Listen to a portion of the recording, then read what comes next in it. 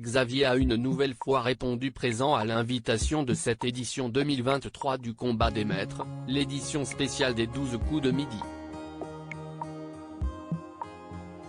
Grandissime favori, le champion a accordé quelques minutes à Télé Loisirs. CIST sans doute le plus fort de tous les maîtres de midi. Xavier, arrivé en 2013 pour la première fois sur le plateau des 12 coups de midi, est toujours présent 10 ans après, dès que l'émission fait appel à lui. Passionné de culture générale et de quiz, le père de famille est le candidat le plus titré de l'histoire des combats des maîtres, avec 7 victoires en 12 participations.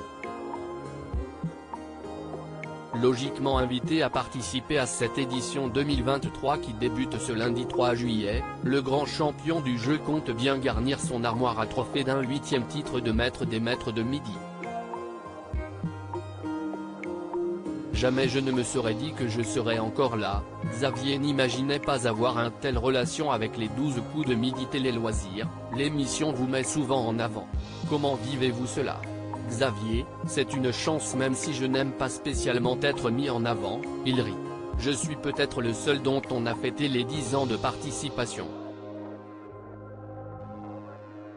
Les 12 coups de midi représentent une émission à part pour moi, donc ça me fait toujours plaisir de revenir.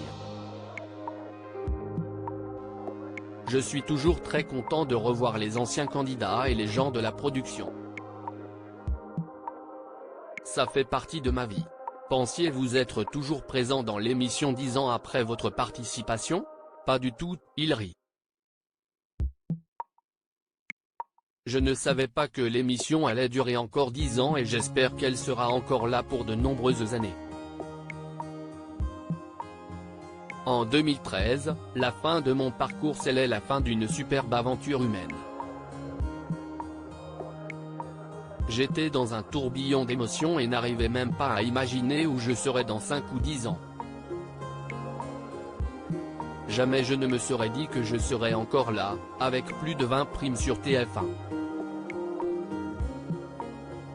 C'était totalement inimaginable, mais je n'imaginais pas non plus qu'à 23 ans, je puisse partir 2 mois et demi après, avec le record de participation de l'époque.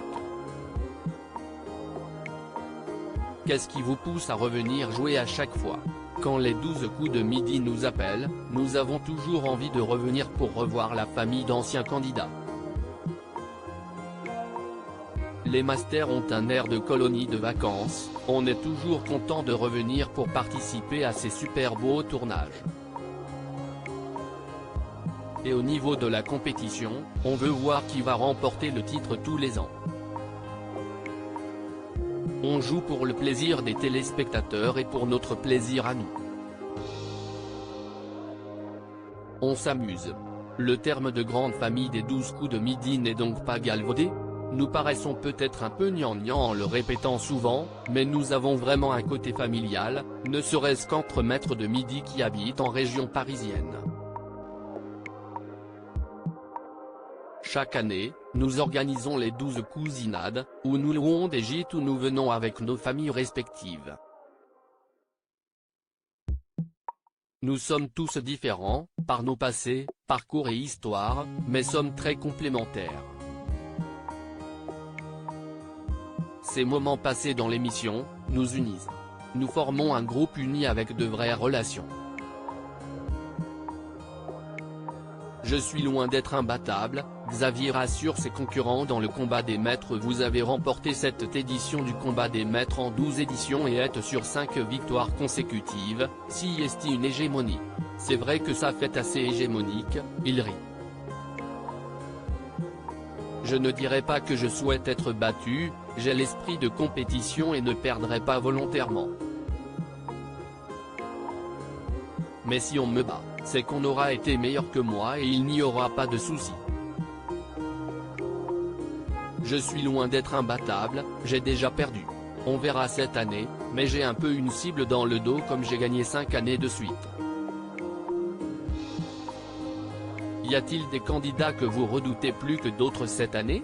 Paul Elrarat est de retour et nous connaissons tous ses talents, je pense aussi à Eric et à tous ceux qui sont au haut du classement. Alexandre aussi est là. Et puis, avec la nouvelle formule du jeu et l'importance du buzzer, on ne sait pas trop comment on se situe. Ce n'est pas un outil dont on a l'habitude. Les cartes vont être rabattues. Continuez-vous perpétuellement à vous acculturer? Oui et non. Je suis devenu papa l'an passé et c'est assez prenant. Disons que je baigne dans ce milieu-là, je connais plein de gens qui font des quiz et j'en fais. Après, je ne révise pas spécialement pour les 12 coups de midi ni pour grand-chose, je vis sur mes acquis depuis quelques mois, il rit. Justement, les nouveautés instaurées tous les ans vous aident-elles à rester motivé? J'aimais bien la formule d'avant comme j'ai toujours gagné, il rit. La nouveauté et le changement font du bien. Je trouve qu'ils ont réussi à rafraîchir la formule, donc c'est très bien. Ça évite de tomber dans la routine et je sais que le renouvellement est quelque chose qui tient beaucoup à Jean-Luc Reichmann. Je sais que j'ai pris la bonne décision, Xavier ne regrette pas son abandon en 2013 dans le combat des maîtres. Comment pourriez-vous qualifier votre relation avec Jean-Luc Reichmann? Comme avec beaucoup de maîtres de midi qui sont restés longtemps, nous avons une relation assez proche. Il est assez paternel en gardant toujours un œil sur nous. De revenir tous les ans nous permet de rester en contact avec lui parce que nous n'avons pas forcément le temps de nous côtoyer en dehors de l'émission. Après 76 émissions, vous décidiez d'abandonner. Quand on voit les maîtres de midi que vous côtoyez repartir avec autant d'argent et de victoires, n'éprouvez-vous aucun regret? Je n'ai aucun regret. J'étais très content d'avoir pu remporter 335 856 € de gains et de cadeaux. Et vis-à-vis des participations, à cette époque, j'avais battu le record d'Alexandre. Et puis, je n'aurais pas pu aller plus loin à cause de mes disponibilités, donc je sais que j'ai pris la bonne décision. Même si j'ai un petit pincement au cœur quand je vois que je ne suis même plus dans le top 10 de l'émission, même si reste très anecdotique. Êtes-vous toujours alerte au sujet de l'actualité autour du programme?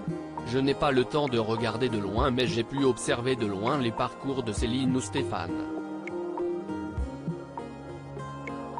Quand je suis devant mon poste de télévision, je regarde toujours un peu.